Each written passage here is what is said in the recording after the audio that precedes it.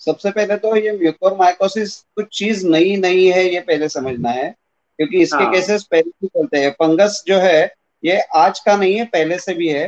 Particularly जी। जो हमारी soft tissue, जो म्यूकोजल मेम्ब्रेन जो रहता है, उसके साथ में जब भी हमारी जैसे डायबिटीज है, कैंसर है, जहाँ पे अपनी इम्यूनिटी कम हो जाती है, ऐसे जो भी व्याधियां हैं, अभी उसके साथ में अगर समझो शरीर में शुगर लेवल कंट्रोल आप नहीं कर रहे हो, उसके साथ में स्टीरॉइड चल रही है, और ये सब स्थितियां अगर आप देखोगे तो ये हमारे आज के कोविड के एडमिट पेशेंट में सब चीजें एक साथ में आपको देखने को मिल रही है।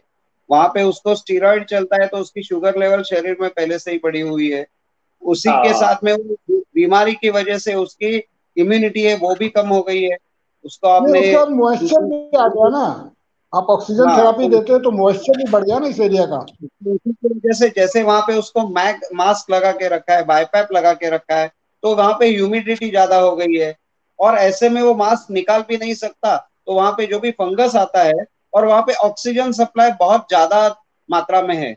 ये सब जो भी है एरोबिक जो भी इन्फेक्शन है, उसको इतना ऑक्सीजन आप रेगुलरली दे रहे हो, तो it is just like you are creating haven for this opportunistic infection. तो ये जैसे वहां पे आ जाता है तो डॉक्टर कुलकर्णी, आपके पास कुछ केसेस हैं क्या म्यूकोरमाइकोसिस के? तो ये नाइकोरमिकोसिस का जो फंगस है वो वहां पे आने के बाद में वहां पे रुक सकता है और वो खुद को बढ़ा सकता है, और फिर ऐसे होता है कि पेशेंट को इतनी बाकी सब दवाइयां और ये सब चल रहा है, तो यहाँ पे ध्यान इतना नहीं जाता है डॉक्टर्स का, तो उसकी वजह से वो अंदर जैसे थोड़ा सा भी आ गया, और इसकी ग्रोथ इतनी बहुत फास्ट नहीं है, लेकिन जो है वो सीधा आपके बोन्स के अंदर तक चली जाती है, और उसको निकालने के लिए फिर आपको सर्जरी के अलावा दूसरा कुछ चारा नहीं रहता। किसी किसी का उस वक्त वहां से जो पूरा का पूरा एक साइड का जबड़ा निकालना पड़ता है। कभी नाक के अंदर अगर चला गया तो वहां पे आपको उसको स्क्रब करके निकालना भी मुश्किल हो जाता है, और वहां से वो आंख तक गया तो किसी किसी की आंख भी निकालनी पड़ी है। उसके साथ में अगर वो ब्रेन में चला जाता है वहां से ही, क्योंकि इसका एंटर पॉइंट जो है वो नेजल पैसेज है, और वहां से आपके ब्रेन तक जो भी चीज जाती है तो ये ब्रेन तक जाके वहां पे भी, सो डेथ रेट इसकी वजह से जो आता है वो हमें ज्यादा देखने को मिलता है अगर वो इन्फेक्शन ब्रेन तक चला जाता है। लेकिन आज तक फॉर्चुनेटली ऐसी बात है कि अगर ये सब चीजों को किसी भी पेशेंट को आईसीयू में जहां पे भी रखा है, जिसको भी बाईपैप या दूसरी चीजों के ऊपर रखा है, अगर ये सब चीजें अगर वहां पे अच्छी तरीके से क्लीन हो रही है, तो ये इसका परिणाम जो है वो थोड़ा कम रहता है। आई कैन से कि इसका जैसे भयावह स्थिति इतनी नहीं है कि बहुत बड़े नंबर्स में ये आ रहा है, लेकिन जिसको हो रहा है उसको तकलीफ बहुत है, क्योंकि वो एक पेशेंट पहले ही किसी बीमारी से बाहर आ चुका है, और उसके बाद में नया कुछ उसके साथ में जुड़ गया, तो पेशेंट एकदम परेशान हो जाता है कि अरे मैं थोड़ा सा इसमें से बाहर डॉक्टर आया था। अग्रवाला, आप कुछ कहना चाहते हैं? आप कुछ कहना चाहते हैं? Something which we have to नहीं, अंडरस्टैंड। मैं डॉक्टर कुलकर्णी से पूछना चाहता हूँ जी कि जी क्या डॉक्टर उनके जी। पास म्यूकोरमाइकोसिस के कुछ केसेस हैं? हाँ, उसके फोटोज भी हमने वहां पे निकाल के रखे हैं, और यहाँ पे हमारे जो ईएनटी सर्जन और इनके साथ में हम जो जुड़ के वहां पे काम करते हैं, तो वहां पे भी हमने ये केसेस नजदीक से देखे हैं, और उसकी जो भी देखने के बाद हम समझ सकते हैं कि ये पेशेंट के ऊपर क्या गुजर रही है। डेथ वाले मैं केसेस कुछ हालांकि तो मैं, मैंने नहीं देखे हैं, लेकिन उसके डॉक्टर अंदर के पिक्चर डॉक्टर सब हम लोग आपको कल शेयर कर सकते हैं कि इसमें कैसे अंदर से दिखता है। You can find the G same photo at different levels. हमारे पास हमने लगभग 10 से 15 पेशेंट्स जो है वो देखे हैं। डॉक्टर ये कुलकर्णी, जी जी। डॉक्टर कुलकर्णी, डॉक्टर सुरेश कुमार अग्रवाला, आप तो न्यूरो सर्जन हैं, और जो डॉक्टर कुलकर्णी ने बताया कि भाई नाक में जाता है, नाक से आंख में जाता है, आपके ब्रेन तक जाता है, तो आप इस पे कुछ और रोशनी बिल्कुल। डालना चाहेंगे? आप कुछ और हाँ, बोलना ये चाहेंगे? बिल्कुल नासाही शिरोष द्वारम, नाक तो सिर का द्वार है। मैंने नस्य पर कुछ काम किया है, तो ये सही बात है डॉक्टर कुलकर्णी की कि नाक से होकर कई रूट है, नाक से होकर वो ब्रेन तक जाता है। लेकिन आप अभी यहाँ पर पैथोलॉजी का डिस्कशन नहीं करके इसके जी प्रतिबंध यानी आयुर्वेद का क्या योगदान हो सकता है, इसकी रोकथाम जी में उसकी चर्चा में मेरा ज्यादा रुचि है। जी तो जी मैं जी, डॉक्टर प्लीज प्लीज कुलकर्णी, बताइए। मैंने अपने फंगल इन्फेक्शन में मैंने अपना अनुभव शेयर किया आप लोगों से, और मेरी बड़ी इच्छा है ये कि अगर डॉक्टर कुलकर्णी को ये मिल रहा है मौका कुछ इस तरह के केसेस देखने का, तो मैं कल ही उनको कुछ वो योग भेज देता हूँ। आप जरा ट्राई करके देखें, हो सकता है एक नई रोशनी मिल जाए इतनी विषम परिस्थिति में।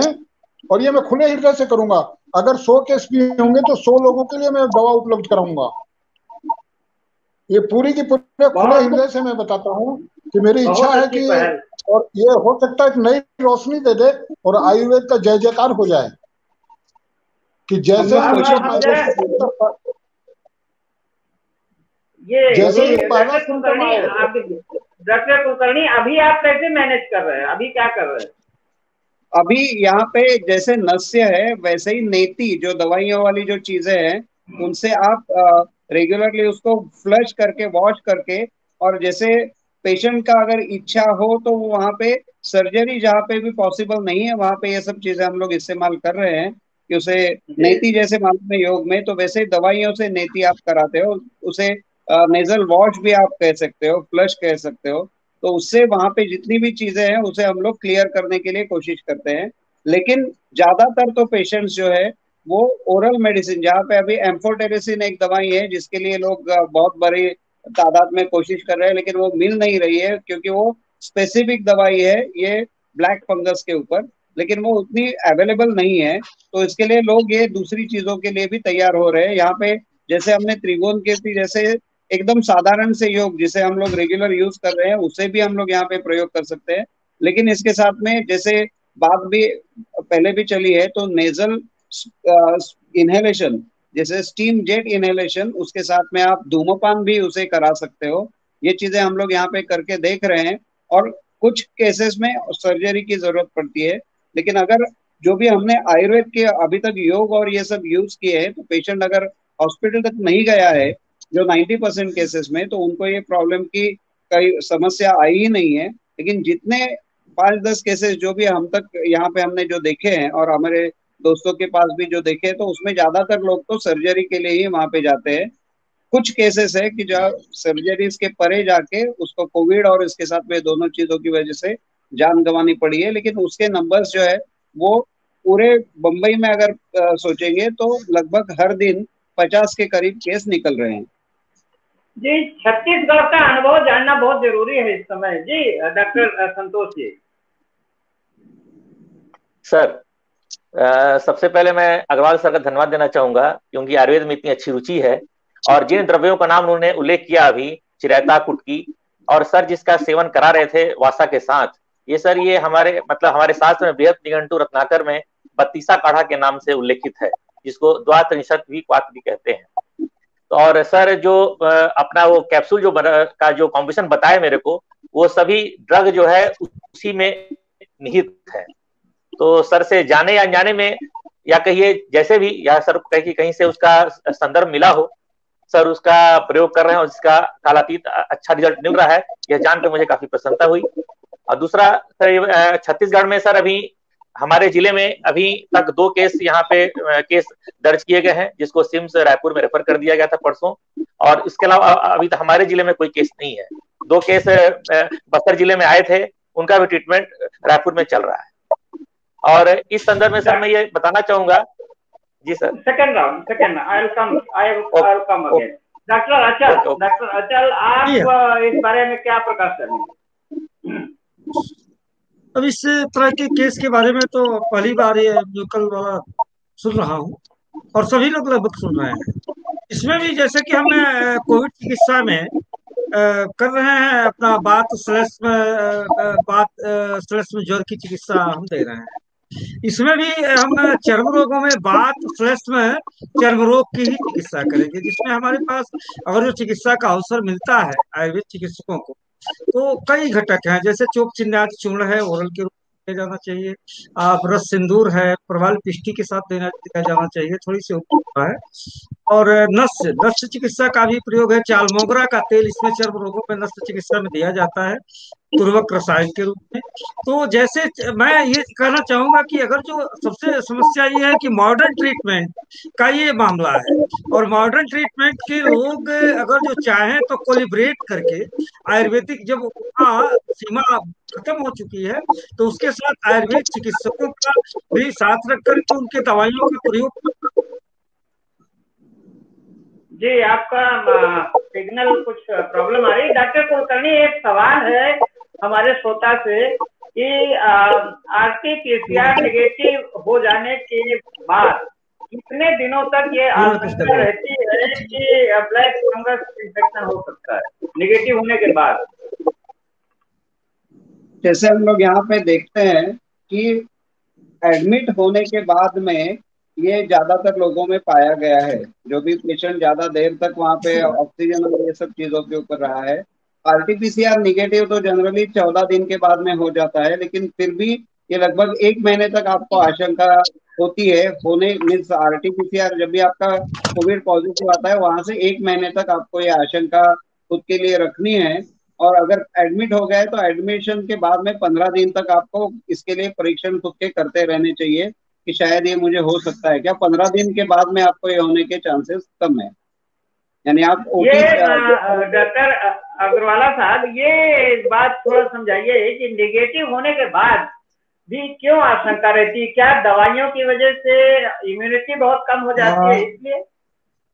नहीं, निगेटिव होने के बाद भी चूंकि एक बार अगर फंगस ने वहां घर बना लिया है म्यूकस मेम्ब्रेन पर, तो निगेटिव और पॉजिटिव होने से उसका संबंध नहीं है। स्टेरॉइड चला, मास्क लगा, इम्यूनिटी बढ़ी, फंगस ने जन्म लिया, और वो निगेटिव होने से उसका कोई संबंध नहीं है। वो धीरे धीरे फंगस बढ़ सकता है, और जैसा कि डॉक्टर कुलकर्णी ने बताया कि निगेटिव होने के बाद 2 से 3 हफ्तों के बीच में वो फंगस फैलेगा। तो पहला काम तो स्टेरॉइड को तत्काल बंद करना चाहिए। स्टेरॉइड तो एक जान बचाता कम है, जान ज्यादा ले रहा है कोविड में, ठीक है। तो स्टेरॉइड बंद करें। और एक मेरा सुझाव है, मैं इस बात करते करते मेरे दिमाग में आया है, इधर मैं एक अमृत धारा जो है जिसमें कपूर, अजवाइन का सत्व, थाइमोल और मेंथा के ऊपर कुछ एक्सपेरिमेंट कर रहा हूँ, और इसको अमृत धारा बोलते हैं, उसमें लवंग और मिला दें तो ये बहुत स्ट्रॉन्ग एंटी माइक्रोबियल हो जाता है, वेरी स्ट्रॉन्ग। वो चाहे वायरस हो चाहे फंगस हो, सबको मारेगा। तो ये अमृत धारा गार्गल में और स्टीम में, गार्गल और स्टीम मैं लगातार अपने रोगियों को करवा रहा हूँ। अमृत धारा का प्रयोग मैंने खुद बनाया है यहाँ पर घर में ही, मेंथा और कपूर और ये मंगाकर, और अद्भुत रिजल्ट आ रहे हैं। आप देखेंगे, मैं आपको दिखाता हूँ। ये मेरे रूम में आप देखें इसको, ये गुड नाइट, ये ऑल आउट लगा हुआ है ना जी जी। इस ऑल आउट में भी मैंने उस योग को डाल दिया अमृत धारा को, जिससे कि रूम के अंदर वायरस कम हो जाता है। तो इतना स्ट्रॉन्ग एंटी माइक्रोबियल है। तो जब अगर म्यूकस मेम्ब्रेन में ये फंगस है, उसी समय अगर हम स्टीम इनहेलेशन कराएं और उसमें अमृत धारा की दो बूंदे, ज्यादा जरूरत नहीं है, 5 बूंदों में तो फिर लिया ही नहीं जाएगा, इतना कड़ा हो जाता है। 2 बूंदे दिन में 2 बार 3 बार इनहेलेशन करवाएं तो मुझे लगता है कि एक ड्रामेटिक रिजल्ट आएगा, कारण कि वो एंटी फंगल जी। हाँ जी जी, बताइए। बोले डॉक्टर त्रिपाठी। नहीं, मैं तो आपको प्रणाम करना चाहता हूं कि आप इतने बड़े न्यूरो सर्जन हैं और आप इस तरह से जो हमारे ट्रेडिशनल मेडिसिन का इस्तेमाल करके लोगों की जान बचा रहे हैं या लोगों की सेवा कर रहे हैं, लोगों को रिलीफ दे रहे हैं, ये अद्भुत है बहुत। मैं हार्डकोर एक्सपेरिमेंटलिस्ट हूँ। मेरा जीवन प्रयोग धर्मा जीवन है, और मैं प्रयोग ही करके मैंने जीवन गुजारा है। तो मैं प्रयोग करता रहा। मैंने आपको बताया, अभी आपने पूरे हिंदुस्तान में ये प्रयोग नहीं सुना होगा, कारण कि जब ये बात सामने आई लैंसेट के पब्लिकेशन से कि क्लोज एनवायरनमेंट में, ऐसी बंद जगह, अगर कोई एक इन्फेक्टेड पर्सन है तो वहां वो उसके मुंह से जो वायरस निकलता है सांसों के द्वारा, वो घर के सभी लोगों को संक्रमित कर रहा है। तो जो वायरल लोड है एनवायरनमेंट में जो वायरल लोड है उसको कैसे कम करें? तो हमारे आरती में कपूर यूज होता है। मैंने कपूर का फार्मेकोलॉजी पढ़ा है, देखा है, ये तो स्ट्रॉन्ग एंटीमाइक्रोबियल है। फिर मेरे दिमाग में थाइमोल की, अजवाइन के सत्व की बात आई। तो और मैं ये जो 3 चीजें मैं आपको बताता हूँ, इन 3 चीजों का मेरा बहुत लंबा 20 सालों का अनुभव हो गया है। इसको मैं तरह तरह से इस्तेमाल करके देख रहा हूँ। किसी समय बचपन की याद आ गई कि अमृत धारा की एक छोटी सी हर घर में रहती थी। जी जी जी। देखिए, आयुर्वेद का ये जो एम्पावरमेंट का पार्ट है ना, ये अद्भुत है। सोसाइटी को इतना एम्पावर कर दिया था अमृत धारा से, और उसको लोग भूल गए। मैंने उसको फिर निकाला और उस पर नए नए प्रयोग में कर रहा हूँ। एक प्रयोग मैंने आपको दिखाया, और अगर इस पर अध्ययन कोई करें कि भाई अगर वो कोविड के पेशेंट को रूम में रख दें, उसका वायरल काउंट कर लें, और ये ऑल आउट में आप 10 बूंदे डाल दें अमृत धारा की, और उसके बाद वायरल काउंट कर लें, मैं दावे से कह सकता हूं कि वायरल काउंट को कम होना ही है। अमृत धारा जैसे इसको इन्होंने नाम जो दिया है, हम लोग उसे किसी दूसरे नाम से पिछले 1.25 साल से प्रयोग कर रहे हैं, और उसके रिजल्ट्स ऐसे ही अच्छे आ रहे हैं। तो नाम उसे कुछ भी दो, लेकिन उसका काम जो है वो हर जगह पे वो वैसे ही कर रहा है जैसे। हाँ, एक सेकंड, तो आप जो एक सेकंड अग्रवाला साहब, एक सेकंड, आप जो इस्तेमाल कर रहे हैं उसमें क्या इंग्रेडिएंट है, उसका क्या नाम है? सेम उसे हम लोग टीएम के ऑयल कहते हैं, थाइमोल मेंथोल कर्पूर। तो उसे टीएम के ऑयल हम लोग यहाँ पे कहते हैं, वहां पे आप अमृत धारा कहते हो, लेकिन उसमें इंग्रेडिएंट्स वही है जो एक साथ में मिलाने के बाद उसे लिक्विड के फॉर्म में लेके आते हैं। तो ये बिल्कुल हम लोग यहाँ पे इस्तेमाल करते हैं, और महाराष्ट्र में हाँ सेम। डॉक्टर अग्रवाला, मैं आपसे एक चीज ये जानना चाहता हूँ, क्योंकि आपका इतना अनुभव है और आप एलोपैथी और आयुर्वेदिक दोनों के हैं, और आप सीधे दिमाग को आपने इतने दिन तक उसको ऑब्जर्व किया है, उसको मैनेज किया है, ये और हम क्या कर सकते हैं इस समय कोविड की जो क्राइसिस है? और मुझे ऐसा लग रहा है कि जो दवाइयों का जो ओवरडोज हो रहा है, कि कोई आइवरमेक्टिन भी खिलाता चला जा रहा है, और उसके अलावा साथ में एंटीबायोटिक एजिथ्रोमाइसिन चल रही है, डॉक्सी चल रही है, उसके अलावा प्रेडनिसोलोन या कोई स्टेरॉइड चल रहे हैं, फिर एक रेमडेसिविर चल रही है,